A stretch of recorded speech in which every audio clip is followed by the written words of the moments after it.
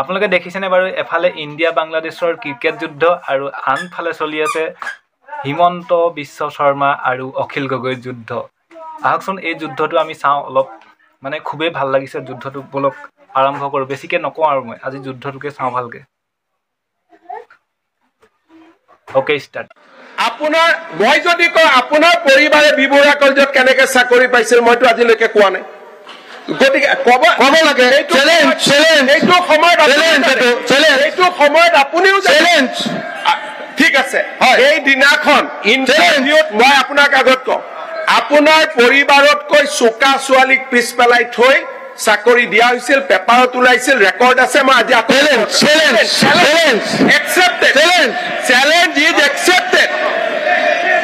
আন্দোলনকাৰী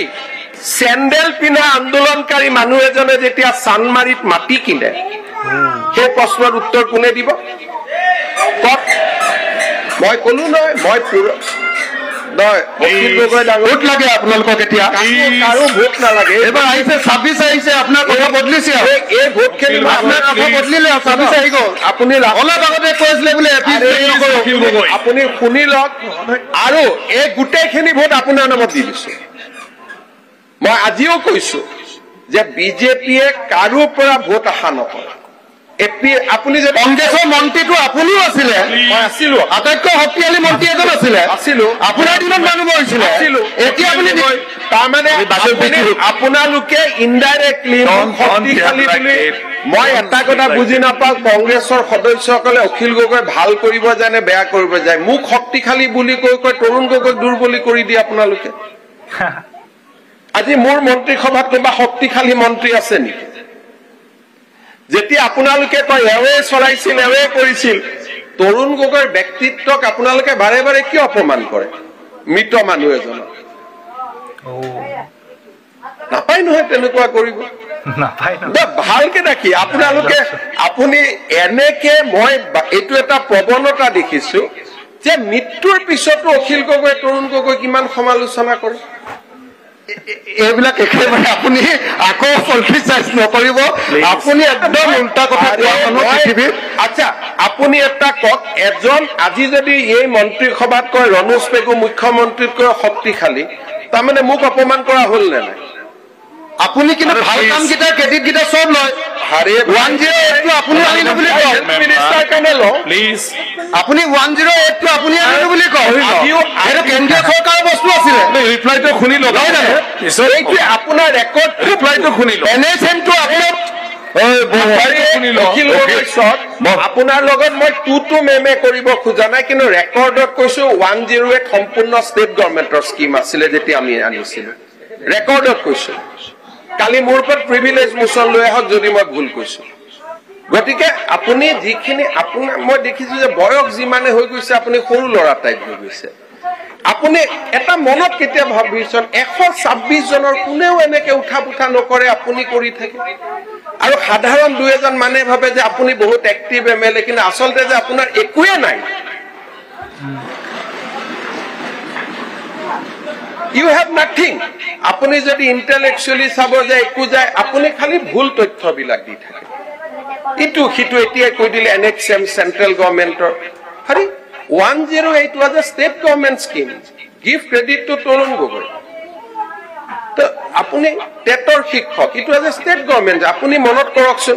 টেটত যেতিয়া শিক্ষক নিযুক্তি হৈছিল আপুনি লৰাবিলাকক কি কৈছিল এই তত 9 মাহৰ চাকৰি সব চেজ হৈ যাব সকলোৱে কমেন্ট কৰক দেই কৈছিল না নাই কওকচোন challenge accepted challenge is accepted আন্দোলনকাৰী চেণ্ডেল পিন্ধা আন্দোলনকাৰী মানুহ এজনে যেতিয়া চানমাৰীত মাটি কিনে সেই প্ৰশ্নৰ উত্তৰ কোনে দিব বিপ্লৱ আপোনাৰ শ্ৰীমতীয়ে বেছি দৰমহা পায় আপোনাকে মোৰ শ্ৰীমতীয়ে বেছি দৰমহা পায় পলিটিক্সৰ পৰা যিমান পাৰ্টি অসমত হৈছে অসমত কোনো মানুহ হোৱা নাই আপুনি যিমানে মোক গালি পাৰিব অখিল ভাই শুনক অখিল গগৈ ডাঙৰীয়া এইটো ভগৱানে বিচাৰ কৰিব বিপ্লৱ শৰ্মা কমিটিত মোৰ নাম নাই আপোনাৰ নাম আছে মাননীয় অধ্যক্ষ মহোদয় মই লিষ্টখন উকলি দিয়ে কথাখিনি স্যাৰ ভাল লাইনত হ'ব লাগে এপিএছচি কেলেংকাৰীত আপুনি জড়িত সম্পূৰ্ণ নহয় যিমানটা ডিফামেশ্যন কেছ হৈছে আপুনি কোৰ্টত গৈ মোৰ পুলুকা মাৰিছে এইটো পেপাৰে লিখা কথা মই লিখা কথা নহয় বুলি মই আপোনাৰ ওপৰত যিমানটা ডিফামেশ্যন কেছ দিছো আপুনি দিয়া ইনফৰমেশ্যন দেখে হোৱা নাই মাননীয় অধ্যক্ষ মহোদয় পইণ্ট অফ অৰ্ডাৰ ছাৰ এক মিনিট অধ্যক্ষ মহোদয় আপোনাৰ ওপৰত মই যিমানটা ডিফামেশ্যন কেছ দিছো আপোনাৰ উকিলে গৈ কোৰ্টত কৈ এইকেইটা মই কোৱা নাই বুলি অন ৰেকৰ্ডৰ পৰা কৈছো হাউচ কমিটি এখন গঠন কৰি দিয়ক কমিটিখনে পৰীক্ষা কৰি লওক মই কলো আপোনাৰ সাহসে নাই কোৰ্টত গৈ কথা কোৱা আপুনি সাহসে ডকুমেণ্টখিনি দি দিয়ক কোৰ্টত মই কৈছিলো কি ডকুমেণ্টখিনি কোৰ্টত দি দিয়ক মই কোৰ্টত মই কি ক'ব কোৰ্টত আপুনি ইয়াত আলোচনাই কৰিব নোৱাৰে আপুনি লেজিছলেটৰ মাননীয় অধ্যক্ষ মহোদয় যোৱাকালি মই এটা কথা কৈছো হাউচখনক আপুনি যদি পৰিচালনা কৰিব লাগে এই এজন মানুহৰ লগত যদি মই এনেকে কথা পাতি থাকিব লাগে বাকি হাউচৰ কি অধিকাৰ নাই নেকি বাকি মেম্বাৰ্ছৰ অধিকাৰ নাই নেকি ইমান নিজক কিয় ডিগ্ৰেড কৰে এটাতো লেভেলত থাকক মুখ্যমন্ত্ৰী এজনে কথা ক'লে মইতো আৰু আপুনি পাতি দিয়া নাই অসমৰ মানুহে মোক মুখ্যমন্ত্ৰী পাতিছে এটা কথা কওঁ দেই মুখ্যমন্ত্ৰী হিচাপে একো পাত্তাই নাপায় আজিও আপুনি যিমান শিৱসাগৰ জিকে জালুকবাৰীত মই তাতকৈ বহুত হাজাৰ ভোটত জিকি আহোঁ গতিকে এটা মানুহৰতো ৰেছপেক্ট এটা সৌজন্য এটা মিনিমাম বয়স বাঢ়িছে ইউ আৰ বিকামিং ফাদাৰ এটাতো নিজৰ ল'ৰা ছোৱালীও চাই নাথাকে জানো আপোনাক এটা নিজক বচাওকচোন you have been given enough time এনেকুৱা নকৰিব অসমৰ মৰ্যাদা এটা আছে ল'ৰা ছোৱালী আপোনাৰ পৰিবাৰ ঘৰত গৈ আপোনাকে কয় নহয় যে এইবোৰ কিয় কৰা বুলি নকৰিব ভাই মই আপোনাক ৰিকুৱেষ্ট কৰিছো you take half an hour time extra যি মনত আছে মোৰ পৰা আপোনাক মোৰ লগত আপোনাৰ লগত মোৰ কোনো যুঁজ নাই কোনো স্বাৰ্থ নাই ইউ টেক 1 আৱাৰ ফ্ৰম মি আমি শুনি থাকিম আপুনি যি ক'ব খোজে যোনে কথা কওক কালি জয়ন্ত মল্ল বৰুৱাই কথা কৈছে পিএইচচি তেওঁ পিএইচচি ডিপাৰ্টমেণ্টটো তেওঁ জন্মস্বত্ৰে লৈ আহিছে নেকি আজি মন্ত্ৰী আছে পিএইচচিৰ কালি নাই সেইটো গালি তেওঁ কিয় খাব গোটেইটো অসমীয়া ইঞ্জিনিয়াৰ বিলাকে কাম কৰে পিএইচচি ডিপাৰ্টমেণ্টত তাৰ মাজত 10 জন ভাল ইঞ্জিনিয়াৰো আছে গুণে টকা পইচা নাখায় তো এনেকে জেনেৰেলাইজ কৰি কৈ থাকিলে সকলোৰে মনবিলাক ভাঙি যায় নহয় মই আপোনাক ৰিকুৱেষ্ট কৰিছো যে প্ৰধানমন্ত্ৰীয়ে সংসদত কথা ক'লে কোনেও কথা নকয় আৰু আপুনি কওঁতে মই সবক হাত দিছো যে উত্তৰ নিদিব তেওঁ ক'ব দিয়ক ল'ৰা ছোৱালীৰ ওচৰত কিছুমান থৈ যাওকচোন যে we conducted very well Pramod Gogoi ইয়াত আছিলে আপুনি যিটো সমষ্টিৰ পৰা প্ৰতিনিধিত্ব কৰিছে তাৰ এমএলএ আছিলে Pramod Gogoi how he conducted house কিছুমান এনে বহি থকা মানে ভাবিব পাৰে অখিল গগৈ বহুত ডাঙৰ কৰি দিলে but history will not be kind to you history will be kind to you those who has give good speech recorded speech কাৰোবাৰ ঘৈণীয়েক টৈণীয়েকৰ কথা কয় নেকি ইউ এৰেষ্ট হাৰ কিবা যদি ভুল কৰিছে কাৰোতো সাহস হোৱা নাই আজিলৈকে কোৰ্টত গৈ কেছ এটা কৰা যে চি ইজ ডুইং ইলিগেল এজনী মানুহক কিমান কৰে 2009 আপুনি মোৰ জন্মৰ বাচ্চাটোক গাড়ীখনৰ কথা কৈছে আজি হাউচৰ সবৰে গাড়ী এখন একেখন গাড়ী মই আজিও মনত বহুত দুখ পাই থাকো আপুনি মোৰ 2 বছৰীয়া ছোৱালীজনীক যিটো কৰি থৈছে নহয় নাপায় ইমান কৰিবৰ কাৰণে আৰু মইতো এনেকে থিয় হৈ থকা নাই I have also done something for the society ছোৱালীজনীক দেখিলে I cried how many nights looking at her সৰু ছোৱালী এজনীক আপুনি তাইৰ বয়স তেতিয়া 2 বছৰ 3 বছৰ হৈছিল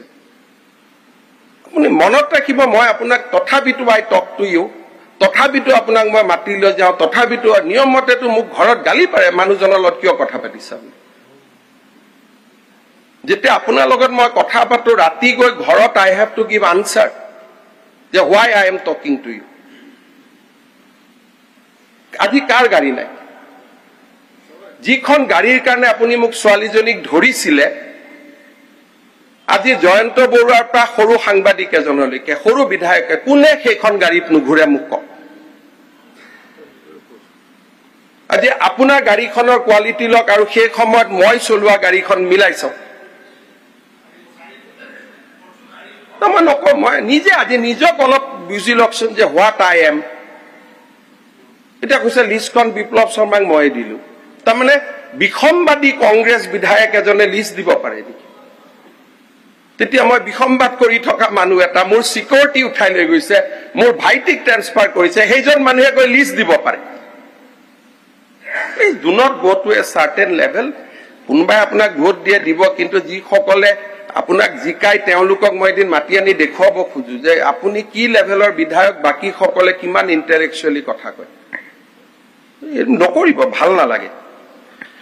মাননীয় অধ্যক্ষ মহোদয় এই যুদ্ধখনক লৈ আপুনি কি ক'ব খোজে কমেণ্ট কৰিব ঠিক আছে তো আজি ভিডিঅ'টো ইমানে আছিল এই ভিডিঅ'টো আকৌ তেতিয়াহ'লে বাই বাই থেংকছ ফৰ ৱাচিং জয় অসম